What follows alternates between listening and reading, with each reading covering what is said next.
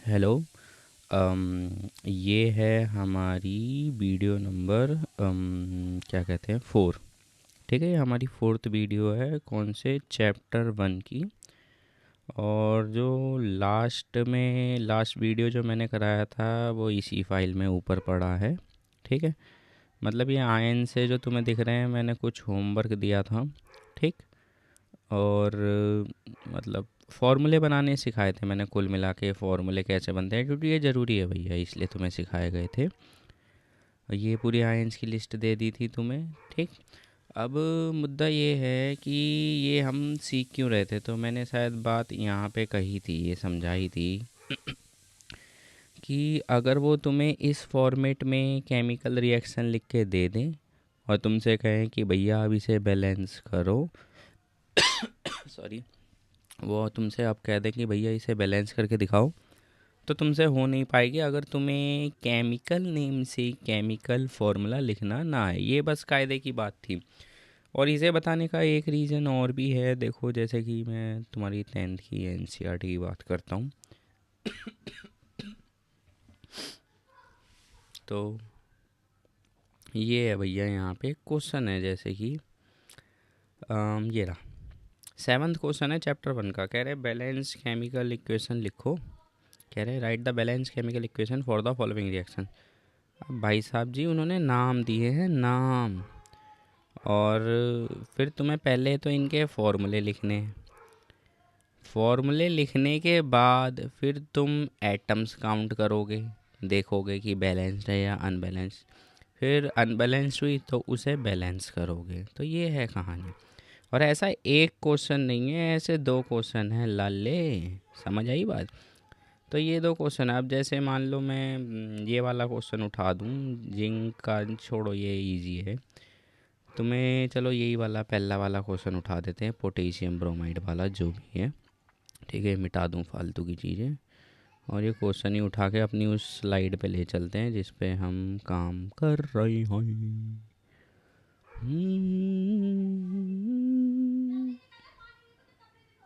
ठीक है भाई, ये हम आ गए भैया इस क्वेश्चन को लेके यहाँ पे। अब क्वेश्चन क्या है, कह रहा है पोटेशियम ब्रोमाइड। अब देखो इसका कैसे यूज है, पोटेशियम ब्रोमाइड। पोटेशियम, पहले मैं अलग लिखता हूँ इसे। उन्होंने कहा भाई साहब पोटेशियम ब्रोमाइड नाम की कोई चीज़ है।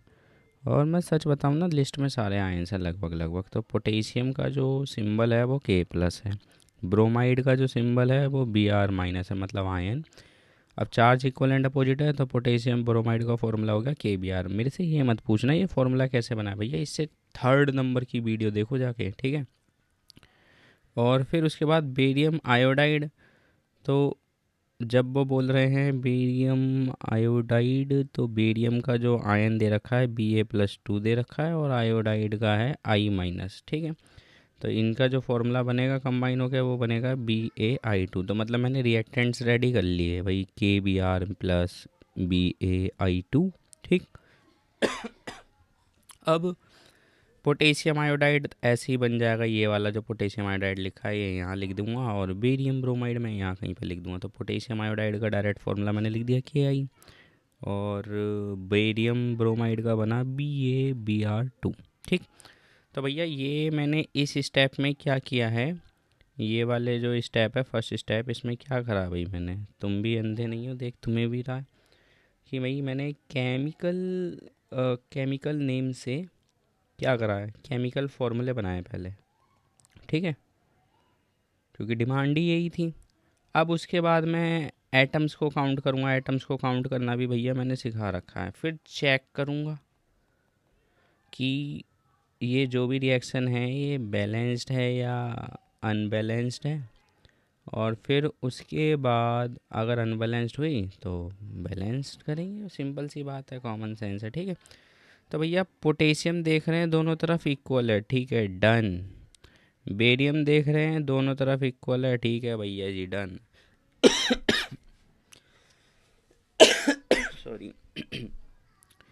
Br देख रहे हैं तो Br लेफ़्ट और राइट में इक्वल नहीं है, तो क्या करें। तो भैया मैंने Br को इक्वल करा भाई, यहाँ पे 2 लगा देना मैंने, KBr लिख के टू लगा देना। तो पहले ये रिएक्शन दोबारा लिख लूँ मैं, ठीक है। और मैंने क्या करा, यहाँ पे 2 लगा दिया, इससे मेरे Br2 हो गए और यहाँ पे जो Br है वो बराबर हो गए। लेकिन मुझे एक और चीज़ दिख रही है कि यहाँ पे जो पोटेशियम है वो कितने हो गए हैं, 2 हो गए हैं, ठीक। तो यहाँ पे पोटेशियम भी 2 कर दिए। जब मैं पोटेशियम 2 करने चला, मज़े की बात यह है मेरे आयोडीन भी 2 हो गए और वो पहले से ही बराबर है, ख़त्म कहानी, ठीक है। तो अब तुम कोई सा भी आइटम काउंट कर लोगे, इक्वल है, 2 पोटेशियम डन, ठीक है। 2 Br और यहाँ पर भी 2 Br डन। बेरियम 1 आयोडीन 2 और यहाँ भी आयोडीन 2, ख़त्म। तो मेरे ख्याल से तुम्हें समझ में आ गया है। जो मैं समझाना चाह रहा हूँ कि भैया कभी कभी केमिकल नेम्स दे रखे होते हैं एक रिएक्शन में, उससे हमें केमिकल फार्मूला बनाना आना चाहिए, सिंपल सी बात है। तो अब हम सिलेबस को आगे बढ़ाएंगे, एनसीईआरटी की बुक खोलते हैं, ठीक है।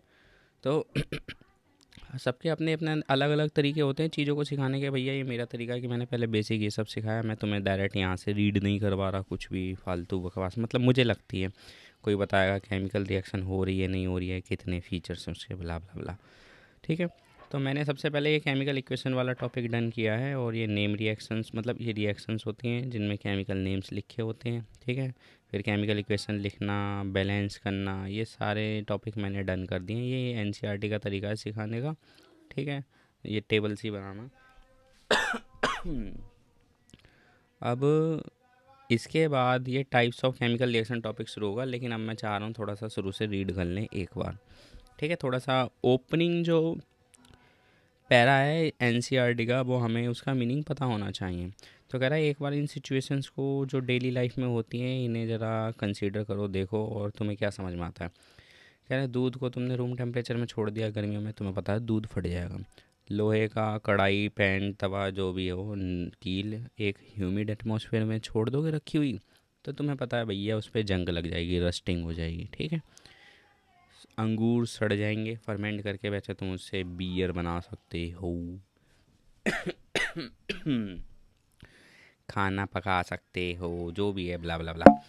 तो सॉरी, हाँ। तो कह रहे हैं ये जितनी भी सिचुएशन तुमने देखी हैं, जो नेचर और आइडेंटिटी है, इसमें किसी शुरुआती सब्सटेंस की कुछ चेंज हो गई। मतलब ये बताना चाह रहे हैं यहाँ पे जो भी सब्सटेंस था उसकी जो भी नेचर थी पहले क्या था, या उसकी जो भी आइडेंटिटी थी शुरू में, वो थोड़ी बहुत चेंज हो गई है, ठीक है। एक सेकेंड कॉल आई, मैं ज़रा माइक म्यूट कर रहा हूँ, एक सेकेंड।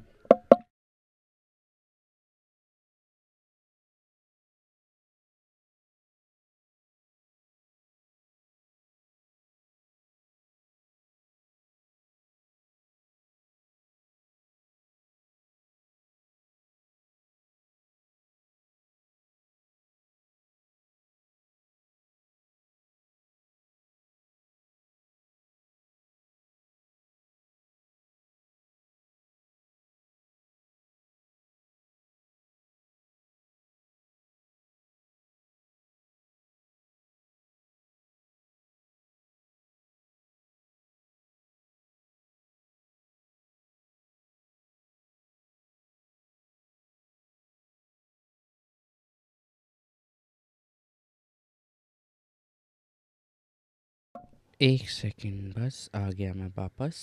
एक सेकेंड, ये थोड़ा सा इम्पोर्टेंट मैसेज ड्रॉप करना है मैंने, एक सेकेंड। इतने तुम ये रीड तो करो, ये यहाँ पे क्या लिखा है, एक्टिविटी येलो पेज ऐसे लगा दी, इसे रीड करो, मैं तो बता ही रहा हूँ, एक सेकेंड।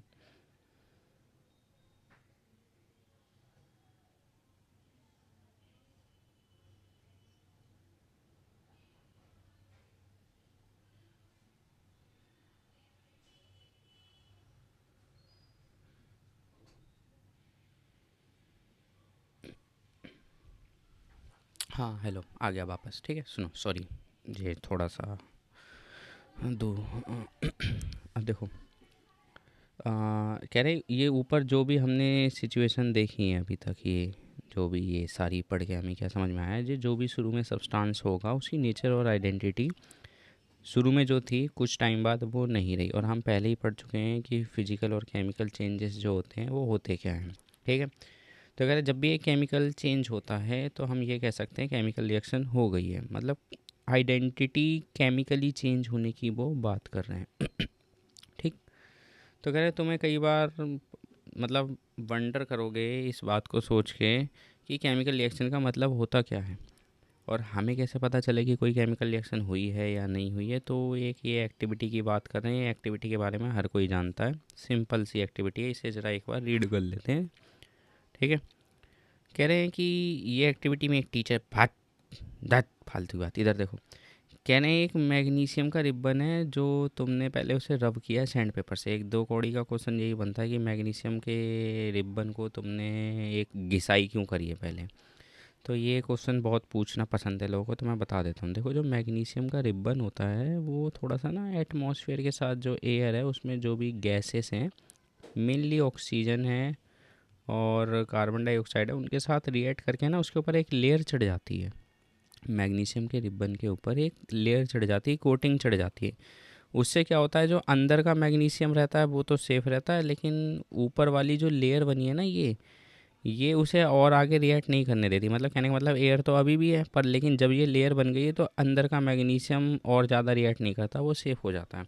तो अब तुम सोचो, इसे बर्न करने की कोशिश करोगे तो वो बर्न इसलिए नहीं होता क्योंकि उसके ऊपर वो एक कोटिंग चढ़ी हुई है, मैग्नीशियम के रिबन के ऊपर एक कोटिंग चढ़ी हुई है। ठीक है।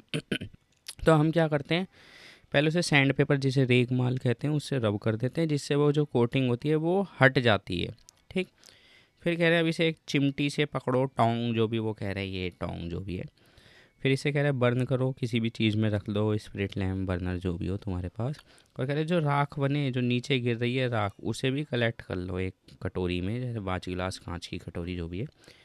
तो कह रहे हैं इस मैग्नीशियम रिबन को बर्न करते वक्त अपनी आंखों से दूर रखना। क्यों? क्योंकि ये बहुत चमकदार इसकी फ्लेम होती है। ठीक है। अब देखो क्या कह रहा है, कह रहा है तुमने ऑब्जर्व किया होगा कि जो मैग्नीशियम रिबन है वो जलता है डेजलिंग वाइट फ्लेम से। सॉरी, पता नहीं मेरे को कब हो रखी है, मैं इसकी दवाई ले रहा हूँ। अब देखो आगे। तो क्या मैं कह रहा था, हाँ, कह रहे हैं कि जो मैग्नीशियम का रिबन है वो बर्न करता है एक चमकदार, डेजलिंग का मतलब चमकदार वाइट फ्लेम में, और फिर ये वाइट पाउडर में चेंज हो जाता है। यानी कि मैग्नीशियम ऑक्साइड जो बनी है, मतलब जो राख है मैग्नीशियम ऑक्साइड, वो एक वाइट कलर का पाउडर होता है। वो इन्होंने लिख भी दिया है। तो कह रहे हैं ये हुआ क्यों? क्योंकि रिएक्शन हुई है मैग्नीशियम के बीच में और ऑक्सीजन के बीच में, जो एयर में प्रेजेंट है। मतलब जब हम किसी को जलाते हैं, एक बात ये याद रख लो, जब तुम किसी चीज़ को बर्न कर रहे हो, ये ऐसे जला रहे हो, तो उसकी रिएक्शन किसके साथ करवा रहे होते हो तुम? ऑक्सीजन के साथ उसकी रिएक्शन करवा रहे होते हैं। ठीक है। तो इतनी बातें डन है। एक्टिविटी 1.2 1.3 हम बाद में पढ़ेंगे, ज़रा पहले काम की बात सुनो। तो कह रहे ये जितनी भी एक्टिविटीज़ हम कर रहे हैं, हमें उसमें एक बात समझ में आई, जब भी कोई केमिकल रिएक्शन होती है या तो उसकी स्टेट चेंज होगी, मतलब सॉलिड से लिक्विड हो जाए या लिक्विड से गैस हो जाए या सॉलिड से गैस हो जाए, जो भी है, उसका कलर चेंज हो जाता है। उसमें कोई ना कोई सी गैस रिलीज़ हो तो तुम्हें पता चल जाए कि भैया कोई केमिकल रिएक्शन हो रही है, या टेम्परेचर का चेंज हो जाए, भाई बीकर ठंडा या गर्म हो जाए, उसका टेम्परेचर या डाउन हो जाए या बढ़ जाए। ठीक है।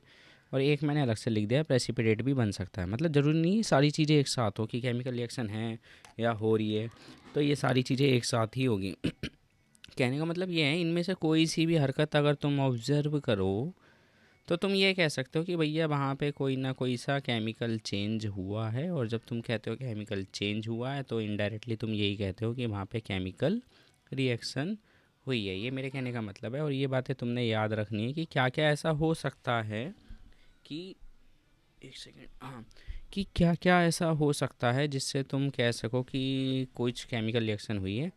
स्टेट का चेंज होना, कलर का चेंज होना, गैस इवॉल्व होना, इवोल्यूशन का मतलब होता है रिलीज करना, मतलब कहीं से कोई चीज़ रिलीज होना। ठीक है। और टेम्परेचर में बदलाव होना। ठीक है, चीज़ ठंडी हो जाए या गर्म हो जाए, या और प्रेसिपिटेट बनना। प्रेसिपिटेट मैंने नहीं बताया, तो प्रेसिपिटेट सुन लो होता क्या है। इसे हटाऊँ मैं पहले। अरे हमारा ये इसी में है। देखो, प्रेसिपिटेट का मतलब होता क्या है।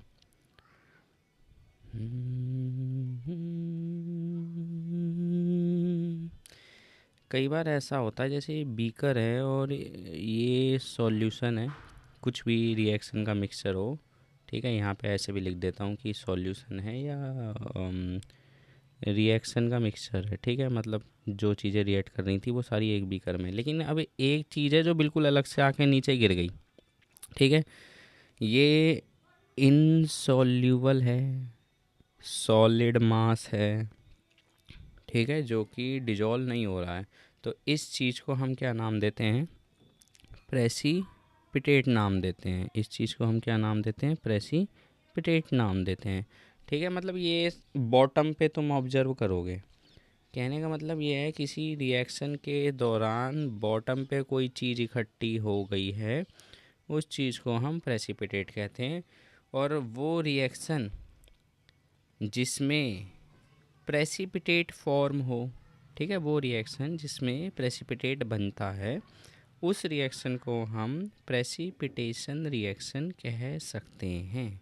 ठीक है, एक ऐसी रिएक्शन जिसमें प्रेसिपिटेट बने, ऐसी रिएक्शन को हम प्रेसिपिटेशन रिएक्शन कह सकते हैं। मेरे ख्याल से बात तुम्हें क्लियर हो गया। अगर तुम्हारे दिमाग में आ रहा हो कि एक एग्जांपल भी हो ही जाए इस चीज़ का, तो वो चैप्टर के लास्ट में तुम्हें दे भी रखा है, बेरियम सल्फाइड वाला। वो भी देख लेते हैं अभी के अभी। हम कहाँ गए अभी? यही है, ठीक है। तो वो क्या कह रहे हैं, देखो यहाँ पे कुछ चीज़ें भी बनी हुई हैं, अगर तुम्हें दिख रहा हो थोड़ा सा, ठीक है। तो हुआ क्या है, इन्होंने दो चीज़ों को मिक्स किया है, एक सोडियम सल्फेट और एक बेरियम क्लोराइड, ठीक है। तो बेरियम फिर सल्फेट के साथ मिल जाएगा, यहाँ पे बेरियम सल्फेट बन जाता है। तो देखो यहाँ पे कह रहे हैं ये एक इनसॉल्युबल सब्सटेंस है जो कि बन जाता है, इसे हम क्या कहते हैं? प्रेसिपिटेट।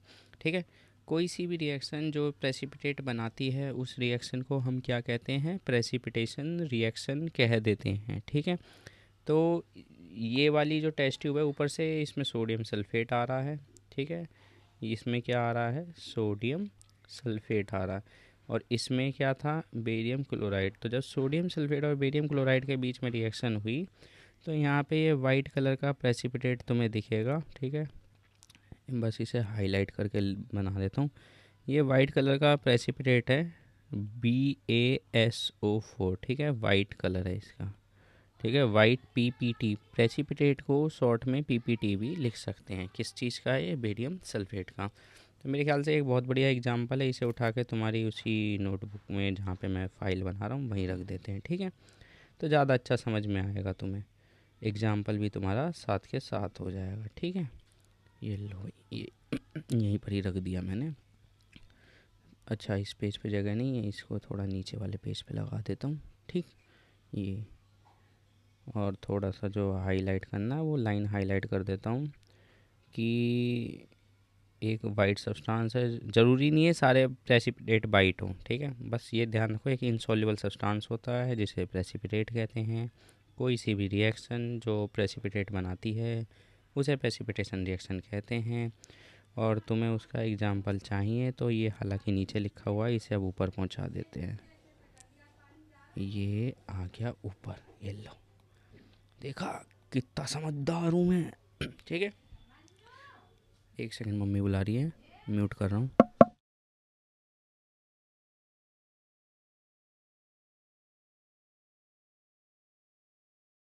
हेलो, आ गया वापस, ठीक है।